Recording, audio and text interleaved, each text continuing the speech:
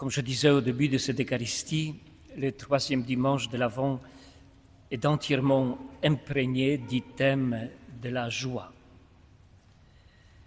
Toutes les lectures en parlent. Vous l'avez certainement remarqué. Mais qu'est-ce que cela signifie pour la fête de Noël? Eh bien, la fête de Noël en est un test très fort. En effet, on peut vivre Noël dans une joie artificielle, une joie de l'oubli. Autrement dit, pendant 48 heures, on vit une parenthèse enchantée avec celles et ceux que l'on aime, en oubliant par exemple les tensions au sujet de la loi sur l'immigration ou sur la fin des vies, en oubliant le drame de la guerre au Proche-Orient ou en Ukraine, ou nos propres drames, telle souffrance, telle épreuve, tel deuil, ou au contraire, on vit la joie de Noël sans fuir la réalité, en accueillant la venue du Christ justement comme une force pour affronter cette réalité. C'est bien cette joie que vise le dimanche dit de la joie.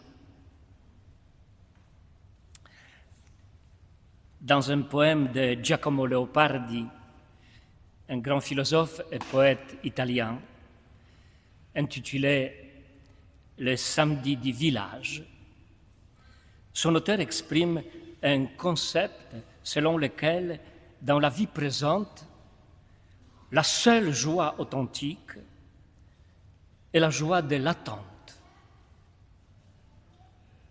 Il appelle joliment cette joie la joie du samedi,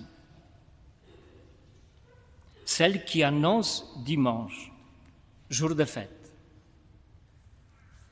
En effet, le samedi est le jour rempli de joie précisément parce qu'il est rempli d'espérance. Selon Leopardi, l'attente de la fête est plus belle que la fête elle-même, car souvent la possession d'un bien ne fait qu'engendrer la désillusion et l'embarras. Par exemple, les achats d'impulsion pour fêter Noël qui finissent vite inutilisés dans la poubelle ou dans un placard. Seule l'attente est génératrice de la joie authentique. C'est le cas précisément de ce troisième dimanche dit de la joie. Sans oublier ce qui va mal. La joie chrétienne consiste à se réjouir de ce qui bourgeonne. Elle consiste à reconnaître ce qui est en train de naître dans ce monde, dans cette Église, dans ma famille, dans ma vie. C'est bien cela que Saint Paul apôtre, dans la deuxième lecture de ce dimanche, appelle la joie constante. La joie constante.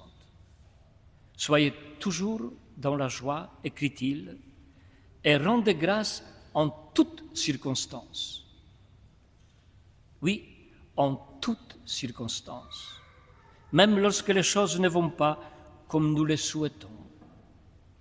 Car la joie chrétienne n'est pas une fuite de la réalité, mais une force surnaturelle pour affronter et vivre les difficultés quotidiennes.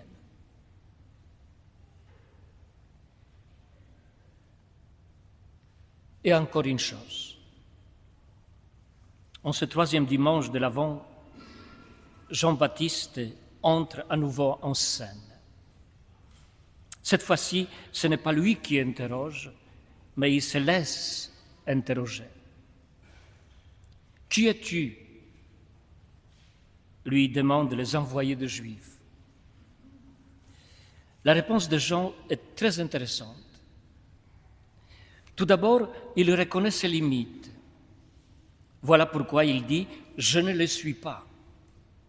Ensuite, il ne s'approprie pas l'identité de l'autre. Autrement dit, il ne cherche pas à se faire voir pour ce qu'il n'est pas. Il déclare « Je ne suis pas le Christ ».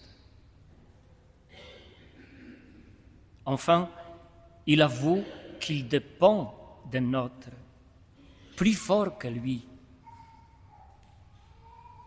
en disant « Je ne suis pas digne de délier la croix de sa sandale ». Voyez-vous, dans une culture du narcissisme galopant de notre époque, où tout le monde cherche d'être au centre d'attention, Jean-Baptiste se présente comme l'anti-narcisse, c'est-à-dire comme celui qui sait reconnaître la différence entre lui-même et les autres, celui qui sait reconnaître son propre rôle au service des autres. Je vous en parle, chers frères et sœurs, car aujourd'hui fleurissent et ceci copieusement toutes sortes de « je suis » éphémères et émotionnels, sans aucun engagement. Je suis Charlie, je suis palestinien, je suis juif, je suis Paris, je suis Bruxelles, ainsi de suite. Même pris comme une simple façon d'exprimer son soutien à une cause, ce type de « je suis » n'est qu'une expression passagère de l'émotion collective. Or, courir après ce type de « je suis » ne contribue pas à construire notre propre identité. Mais alors, qui est-il, Jean le Baptiste? Il est « je ne suis pas » qui désigne celui qui s'appelle « je suis ». Oui, je suis celui qui suis, c'est le nom de Dieu dans la Bible. Autrement dit, Jean-Baptiste est un témoin. Il n'est pas le Verbe, mais il est la voix qui annonce le Verbe. Il n'est pas la lumière, mais il est la lampe qui annonce la lumière. Oui, Baptiste trouve sa propre identité et sa joie dans le service,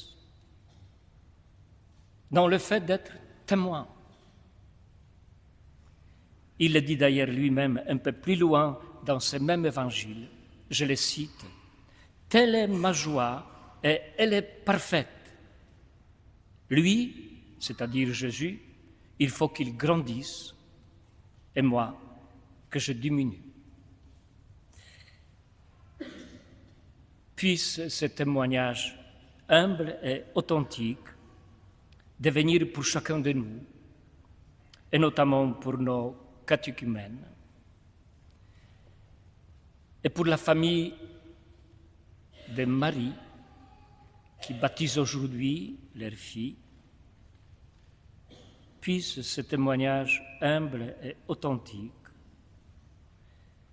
devenir un exemple stimulant pour votre cheminement, pour notre cheminement, car être chrétien, c'est faire de nos paroles, de nos actes et de toute notre vie un témoignage qui tourne le regard vers le Christ, ni plus ni moins.